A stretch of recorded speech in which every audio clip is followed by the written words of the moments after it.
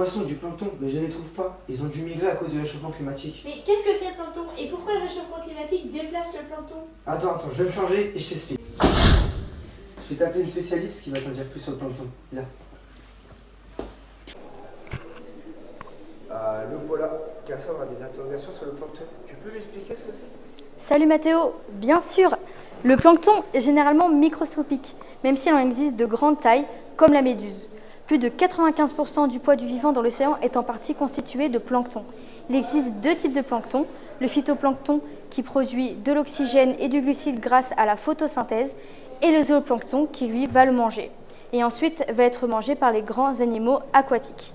Mais aujourd'hui, les espèces marines sont malheureusement menacées par le réchauffement climatique, par exemple avec les courants chauds qui les déplacent. Merci Paula. Pour essayer de comprendre comment les courants chauds déplacent le plancton, Mathéo est parti voir un scientifique. Je suis actuellement à l'université de Nantes. Je vais interroger Damien Éveillard qui pourra répondre à notre problématique. Suivez-moi.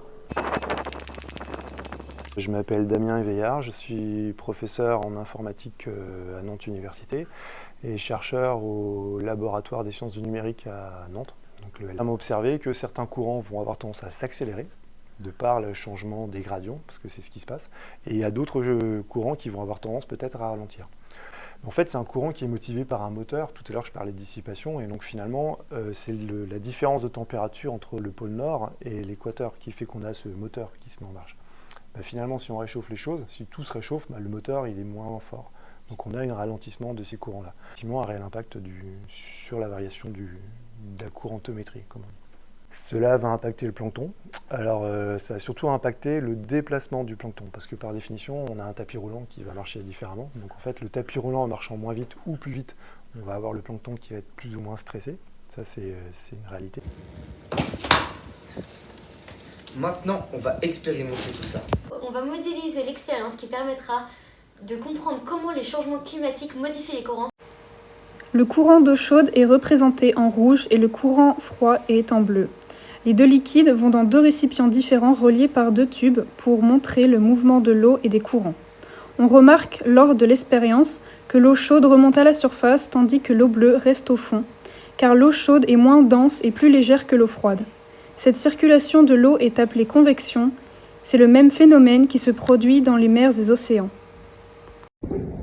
Pour comprendre l'impact des réchauffements climatiques, nous avons fait appel à Marion, biologiste, qui va nous présenter plusieurs exemples. On va avoir des courants chauds, plus chauds, et qui dit courant plus chaud dit pas le même plancton qu'un courant plus froid. Et alors un exemple que j'ai en tête, c'est par exemple un courant très froid, on va avoir du plancton qui va se développer très lentement, qui va être très gros, très riche en nutriments. Et donc il y a des oiseaux par exemple ou d'autres animaux qui vont aller manger ce plancton. Et comme on a des courants de plus en plus chauds, on va avoir d'autres planctons qui arrivent, d'autres espèces de plancton qui elles se développent plus vite et qui sont plus petites au final et donc potentiellement moins énergétiques. Et on va avoir peut-être un effet sur les oiseaux ou les animaux qui les mangent puisque c'est un changement dans leurs ressources. Et du coup, Cassandre, qu'est-ce que tu as retenu de tout ça? Le plancton est déplacé par les courants marins, cependant il ne disparaît pas. Il va impacter les autres qui le mangent et donc leur habitude de vie. C'est pourquoi, Mathéo, tu ne vois donc pas le plancton et le poisson car il a dû migrer.